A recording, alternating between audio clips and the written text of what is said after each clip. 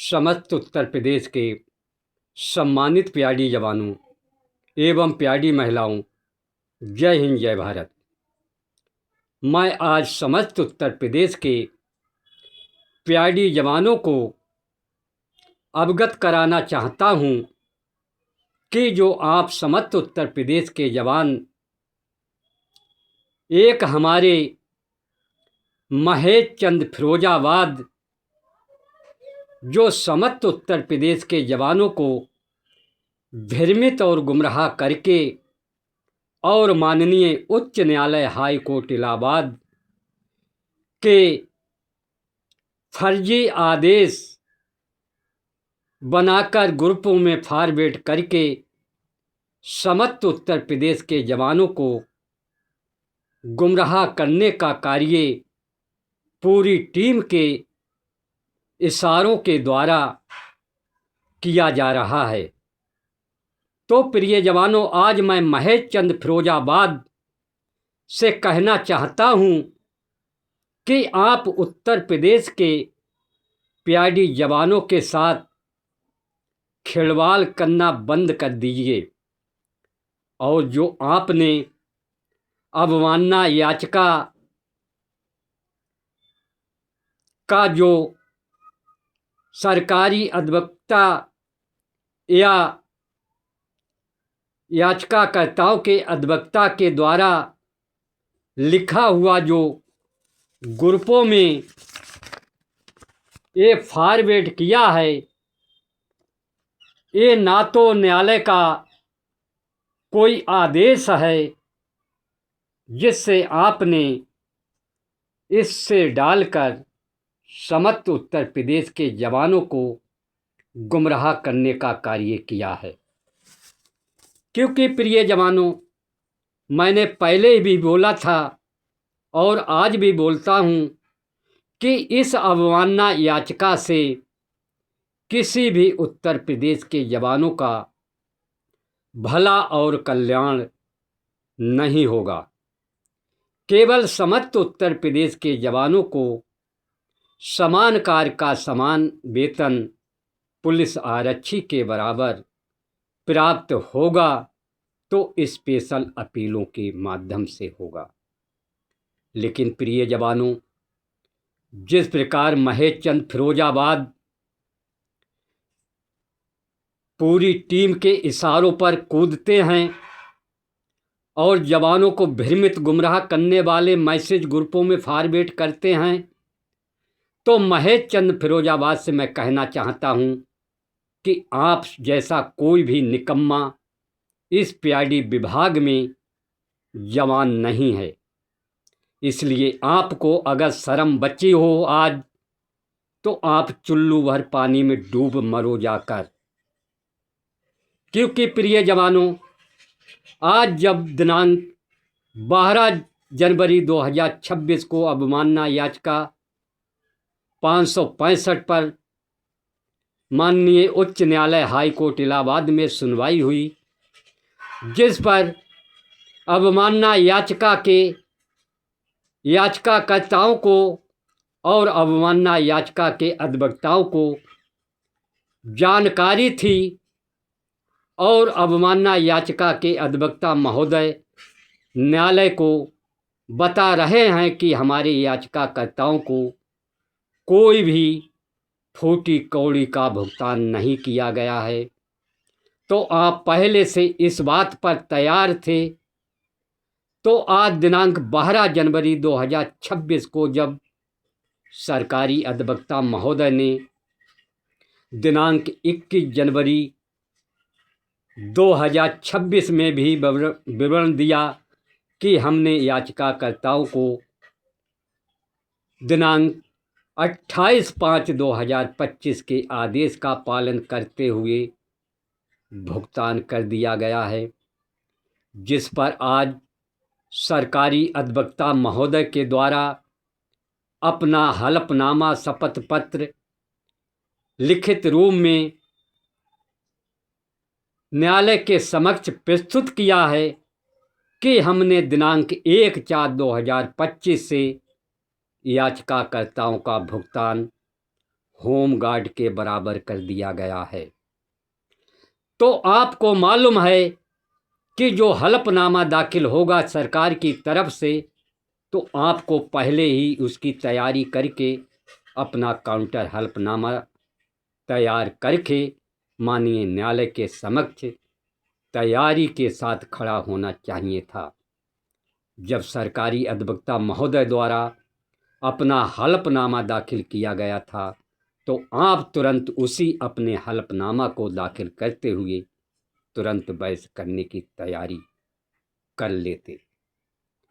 क्योंकि प्रिय जवानों, मैं आपको पहले भी बता चुका हूं, जिस प्रकार आप समस्त उत्तर प्रदेश के जवानों को भ्रमित गुमराह कर रहे हो, इस अवमानना याचिका के द्वारा पूरी स्पेशल अपीलों की इन्होंने दुर्दशा कर दी है। क्योंकि इनके अधिवक्ताओं को न्यायालय के समक्ष और न्याय महोदय के समक्ष अपनी बात पूरी तरह से नहीं रख पा रहे हैं। क्योंकि मैं ये बात कहता हूं कि स्पेशल अपीलों को इनके अधिवक्ताओं ने सत्यानाश करा है। जब इन्होंने अवमानना याचिका अपने दिनांक सिंगल बेंच दिनांक 3/8/2023 के आदेश पर दाखिल की है, तो इन्होंने 28/5/2025 के आदेश का पालन क्यों कराया है? जब आप 28/5/2025 की बात कर रहे हो, तो उसके अंतर्गत समस्त याचिकाकर्ताओं के लिए भुगतान करने का दिशा निर्देश दिया गया है। जब समस्त मूल याचिकाकर्ताओं को भुगतान देने का निर्देश है, तो आपने 3 जवानों को और स्वयं आपने 3 लोगों ने उसका लाभ क्यों लिया है?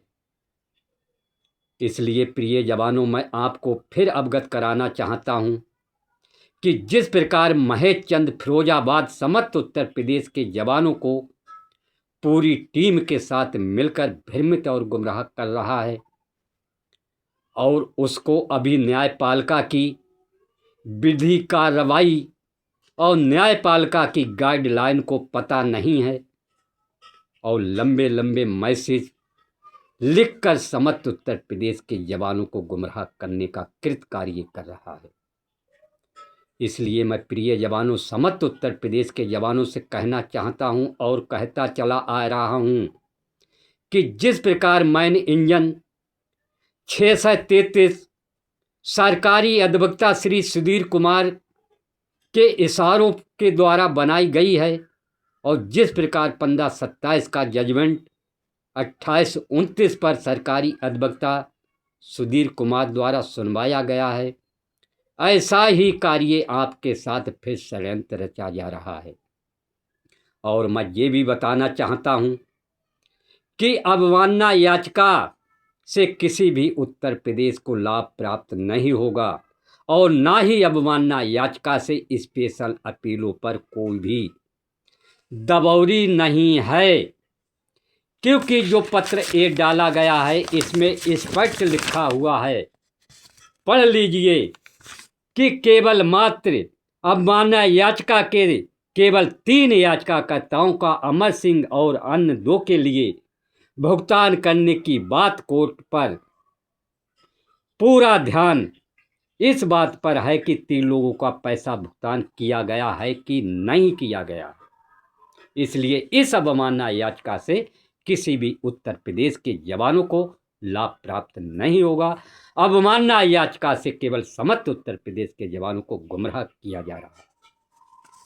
लेकिन प्रिय जवानों, जिस प्रकार मैन इंजन 633 के नाम से भ्रमित गुमराह कर रहे हैं, और मैं चैलेंज के साथ कहना चाहता हूं कि अब 633 के अधिवक्ता महोदय की किसी की ताकत नहीं है कि वो न्यायालय के समक्ष और न्यायाधीश महोदय के समक्ष सर्वप्रथम पहले नंबर पर वो बहस कर सके।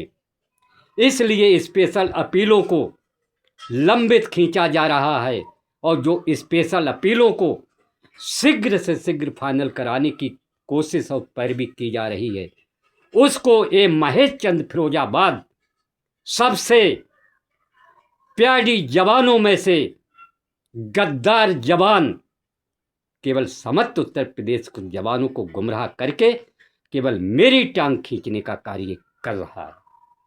लेकिन मैं प्रिय जवानों लिखित के साथ कह रहा हूं, इस अवमानना याचिका और 633 माइन इंजन से अगर किसी भी उत्तर प्रदेश के जवानों को लाभ प्राप्त हो जाए तो मैं 633 के याचिकाकर्ताओं की गुलामी जिंदगी भर करता रहूंगा। लेकिन प्रिय जवानों, जब सच्चाई बताई जाती है तो धड़कनें बढ़ जाती हैं। लेकिन प्रिय जवानों, मैंने ऐसा कभी किसी के साथ अन्याय नहीं किया है कि किसी हमारे प्यारी जवानों का दिल दुख कर अहित हो। लेकिन मेरा यही एक प्रयास है कि आप सभी एक सच्चाई के लिए पहचान जाएं और आने वाली तारीख पर स्पेशल अपीलों पर दबाव बनाया जाए, जिससे आने वाली तारीख पर स्पेशल अपीलें फाइनल हों। लेकिन प्रिय जवानों, इस प्रकार आप भटकते रहोगे, विभाग से रिटायरमेंट हो जाओगे, तब भी स्पेशल अपीलें फाइनल नहीं हो सकती हैं। या तो आप माइन इंजन 633 की बात मान लीजिए, या तो अब आप मेरी बात मान लीजिए, या मेरे बताए रास्ते पर चल जाइए, तब आपका कल्याण होगा, वरना आपका कल्याण नहीं हो सकता है। क्योंकि मैं बताना चाहता हूं, अगर इस पिटीशन में मैं नहीं जुड़ा होता तो अब तक 633 के याचिकाकर्ता युवा कल्याण विभाग से मिलकर इन स्पेशल अपीलों को डिस्पोज करा दिया होता। क्योंकि इन्होंने सन 2018 से अभी तक पूरे उत्तर प्रदेश को गुमराह किया, आज तक किसी भी आदेश का पालन नहीं करा सके हैं, तो वो आज क्या कराएंगे।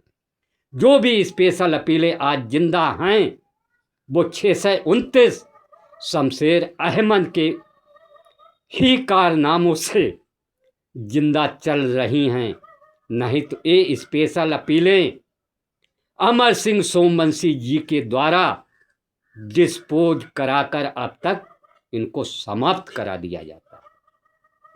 लेकिन अब भी अगर आपकी आंखें नहीं खुल रही हैं, इतने ही इनके अधिवक्ता बहुत ही सीनियर हैं, तो इन्होंने आज अपनी तैयारी से अवमानना याचिका में क्यों नहीं बहस की है?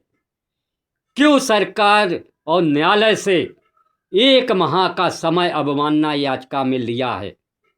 क्योंकि प्रिय जवानों, इससे ज्ञात होता है कि इनके अधिवक्ता की बोलने की क्षमता न्यायालय के अंदर और न्यायाधीश महोदय के सामने नहीं है।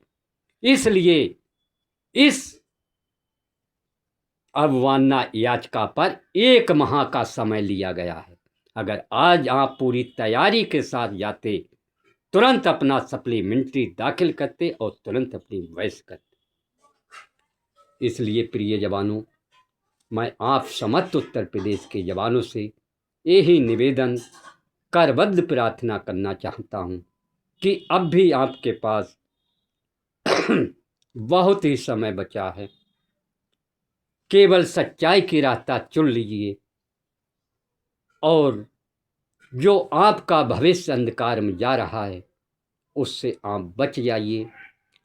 और मैं ये नहीं कहता हूँ माइन इंजन 633 हो, 630 हो, 636 हो, 629 हो, न्यायपालिका में चारों स्पेशलें एक समान हैं, कोई भी छोटी बड़ी नहीं है।